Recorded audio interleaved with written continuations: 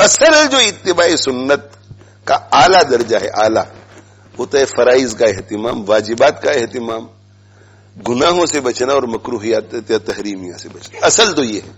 اگر کوئی اتنا اتباع سنت کر لے، یہ اوپر والا فرائض کا اہتمام، واجبات کا اہتمام، مکروہات تحریمیہ سے بچنا اور مکروہات تنزیہیہ سے بچنا، یہ اگر کوئی کر لیتا ہے اور سنن مستحبات یہ تطوعات جتنے بھی ہیں ان کی طرف توجہ بھی نہیں کرتا، نہ اشراق پڑھتا ہے، نہ چاش پڑھتا ہے، نہ تہجد پڑھتا ہے، نہ سر پہ امامہ سجاتا ہے، نہ سر پہ ٹوپی پہنتا ہے، فرائض واجبات کا اہتمام اور گناہوں سے بچنے کا اور مکروہات تحریمیہ کا اہتمام اگر کوئی کر لیتا ہے، ظاہر اور باطن دونوں اعتبار سے، وہ سیدھا جنت میں جائے گا، جہنم میں جانا نہیں پڑے گا، سیدھا جنت میں قیامت کے دن. اور ایک شخص جو ہے وہ مستحبات اور نوافل کا خوب اہتمام کرتا ہے، سنتوں کا، جو ہماری اصطلاح میں سنت ہے، سنتوں کا بہت اہتمام کرتا ہے، مستحبات کا بھی بہت اہتمام کرتا ہے، لیکن فرائض میں گڑبڑ ہے، واجبات میں گڑبڑ ہے، گناہوں سے بچنے میں گڑبڑ ہے، مکروہات تحریمیہ میں گڑبڑ ہے.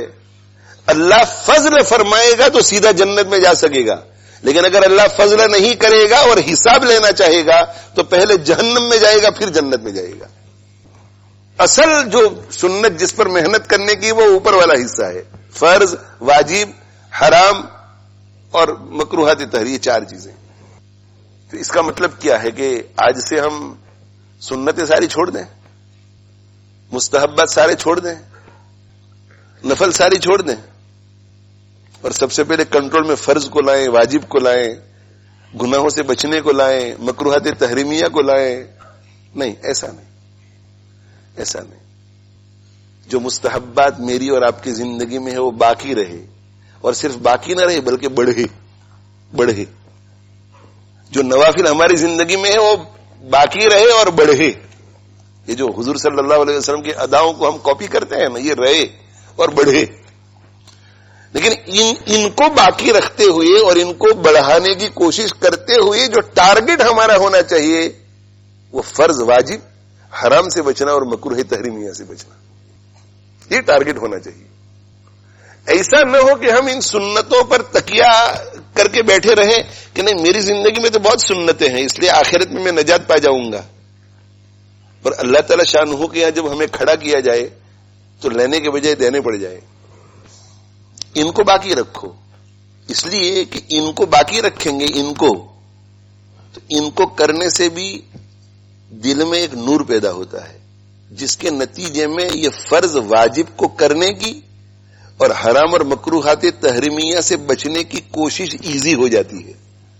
اس لیے سیملٹینیسلی دونوں کو کرنا ہے.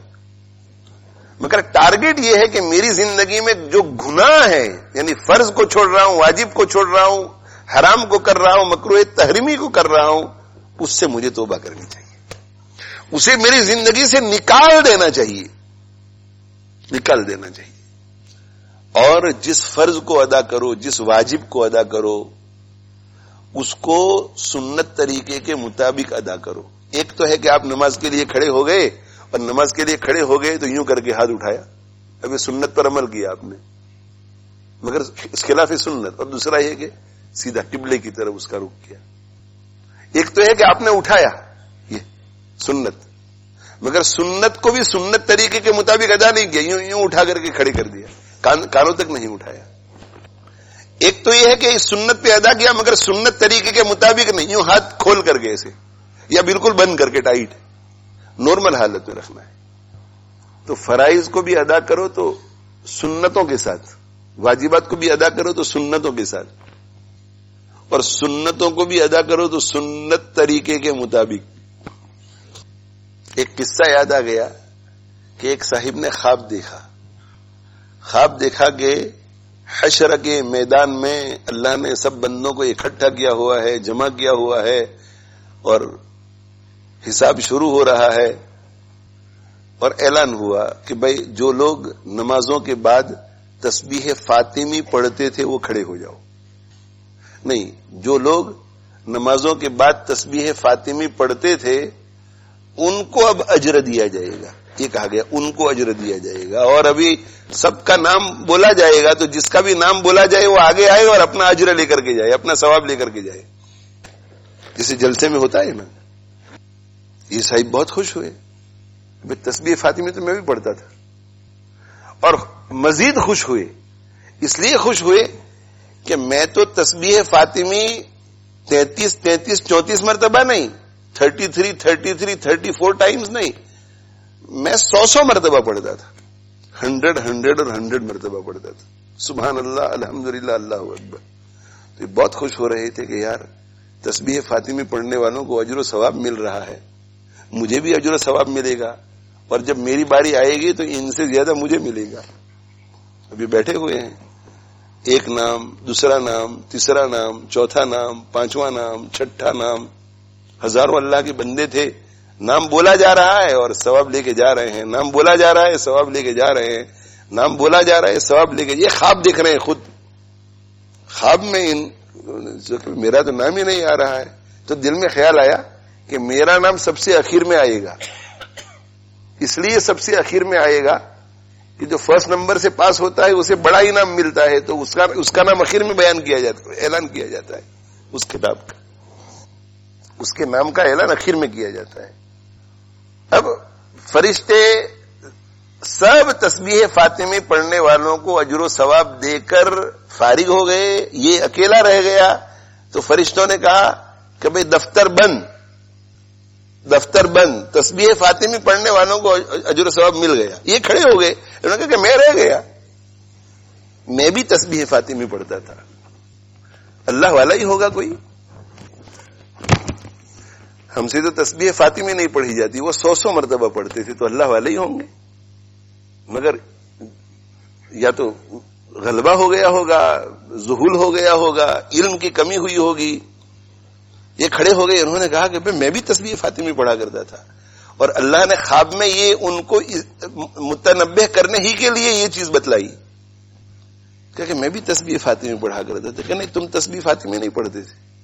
کہ میں پڑھتا تھا, اور میں تو 33 اور 34 مرتبہ نہیں, میں تو 100 اور 100 مرتبہ پڑھتا تھا.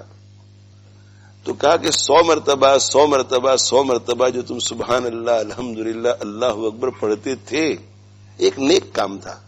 ذکر کرنا نیک کام ہے, اس کا آپ کو ثواب ملے گا, ثواب ملے گا آپ کو.